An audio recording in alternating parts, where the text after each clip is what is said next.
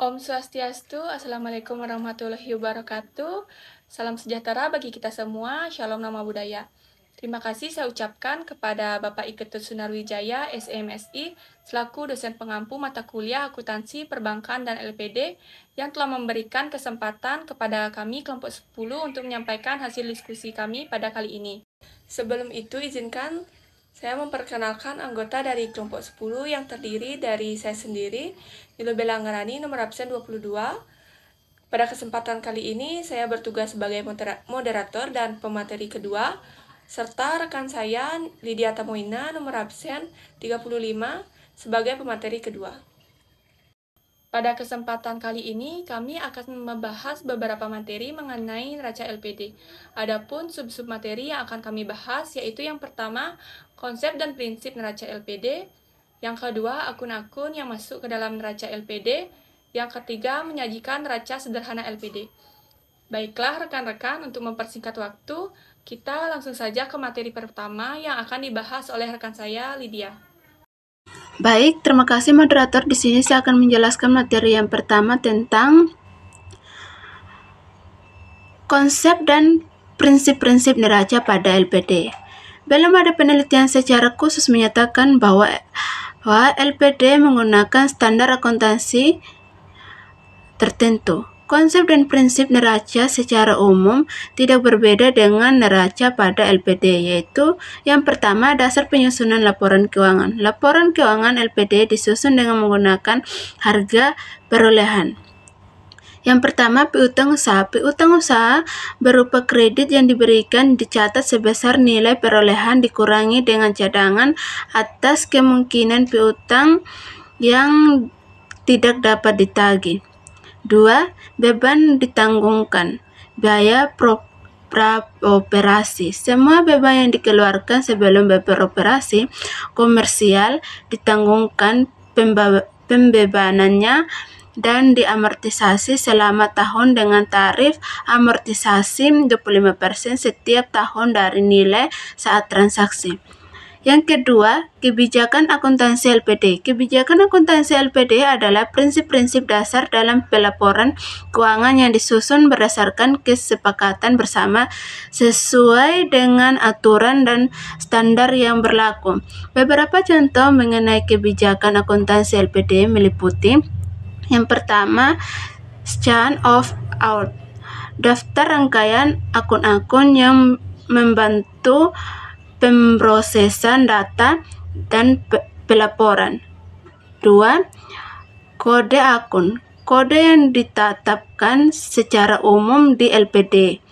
Ketiga, laporan laba rugi LPD terdiri dari pendapatan, biaya, dan laba atau rugi periode.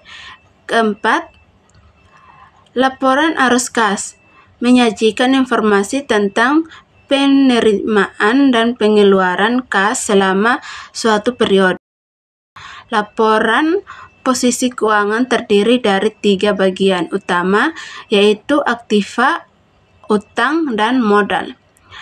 Neraca tersebut dari 3 unsur, yaitu aset, liabilitas, dan entitas yang dihubungkan dengan persamaan akuntansi berikut. Aset sama dengan liabilitas plus ekuitas. Yang pertama, aktiva atau aset. Aset adalah harga yang dimiliki perusahaan dan memegang peranan penting dalam operasional perusahaan. Yang kedua, utang atau liabilitas. Semua kewajiban keuangan perusahaan kepada pihak lain yang belum terpenuhi, di mana hutang ini merupakan sumber dana atau modal perusahaan yang berasal dari kreditur. 3. Modal. Modal merupakan hak atau bagian yang dimiliki oleh pemilik perusahaan yang ditujukan dalam proses modal saham, surplus, dan laba tahan.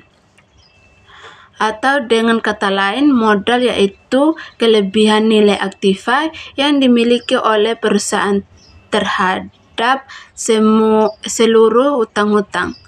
Sekian materi yang bisa saya sampaikan. Untuk itu, saya kembalikan kepada moderator. Terima kasih. Baik, terima kasih Lydia atas pemaparan materinya. Selanjutnya mengenai pos-pos neraca LPD akan saya bahas sendiri, di mana pos-pos neraca LPD terdiri dari aktiva dan pasiva. Aktiva terdiri dari kas, antar bank aktiva, kredit yang diberikan, aktiva tetap dan inventaris, serta aktiva lainnya. Sedangkan pasiva terdiri dari tabungan, deposito jangka panjang, antar bank pasiva, modal, cadangan, serta laba atau rugi. Kas merupakan uang tunai yang dapat digunakan untuk membiayai operasional perusahaan. Selanjutnya, pada antar bank aktiva diisi dengan sebuah jenis simpanan LPD yang ditempatkan di BPD maupun bank lainnya seperti rekening giro, deposito berjangka, dan tabungan. Selanjutnya, pada kredit yang diberikan diisi dengan pinjaman yang diberikan kepada nasabah, yaitu penyediaan uang atau tagihan yang dapat dipersamakan dengan itu. Pada kredit ini terdiri dari 4 golongan. Yang pertama, kredit lancar, yang kedua, kredit kurang lancar, yang ketiga, kredit diragukan, serta yang terakhir, kredit macet. Selanjutnya, pada bagian aktiva tetap dan inventaris, di mana batas maksimum pengadaan aktiva tetap dan inventaris adalah 50% dari modal.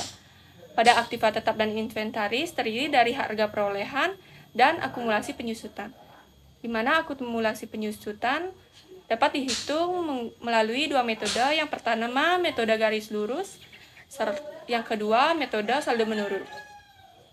Selanjutnya, pada aktiva lainnya diisi dengan saldo rekening-rekening aktiva lainnya yang tidak dapat dikelompokkan ke dalam salah satu pos sebelumnya. Misalnya, penyediaan barang yang tidak merupakan objek penyusutan, dan pembebanan sementara setoran jaminan listrik. Selanjutnya mengenai pasiva yang terdiri dari tabungan. Tabungan yaitu simpanan dana dari pihak ketiga, bukan bank atau BPR yang penarikannya hanya dapat dilakukan dengan cara-cara tertentu. Bagian selanjutnya yaitu deposito berjangka. Deposito berjangka yaitu deposito yang penarikannya dapat dilakukan pada waktu tertentu sesuai dengan perjanjian pihak ketiga dengan LPD. Bagian yang ketiga yaitu antar bank pasiva. Merupakan pinjaman yang diterima LPD dari BPD maupun bank lainnya. Bagian yang keempat, pinjaman yang diterima. Pada kolom tersebut diisi dengan pinjaman yang diterima dari pihak lain, misalnya pinjaman dari LPD lain. Bagian kelima, rupa pasiva, misalnya bunga simpanan berjangka yang belum dibayarkan. Bagian keenam, yang terdiri dari modal, dan modal itu sendiri terdiri dari modal inti dan modal pelengkap. Bagian ketujuh, cadangan. Cadangan terdiri dari cadangan umum, cadangan tujuan, dan cadangan piutang ragu-ragu. Serta bagian yang terakhir yaitu laba atau rugi, di mana laba diisi dengan laba bersih yang diperoleh sebelum ditetapkan penggunaannya. Sedangkan rugi adalah kerugian yang diderita hingga periode bersangkutan. Ini merupakan contoh laporan neraca sederhana LPD. Pada gambar yang di kiri merupakan laporan neraca bulanan. Sedangkan pada bagian yang di kanan merupakan laporan neraca perbandingan periode 2022 dan periode 2023. Kesimpulannya, pada periode 2022, LPD tersebut memperoleh laba sebesar Rp613.200.000. Sedangkan pada periode 2023, LPD tersebut memperoleh laba sekitar Rp807.700.000. Selisih dari laba dengan tahun sebelumnya yaitu sebesar Rp194.500.000. Baik, sekian pemaparan materi yang dapat kelompok kami sampaikan. Untuk selanjutnya, bagi rekan-rekan yang memiliki pertanyaan atau sanggahan, kami persilahkan untuk menuliskannya di kolom komentar. Saya tutup presentasi kali ini dengan Paramesanti. Om Santi Santi Santi Santi Om.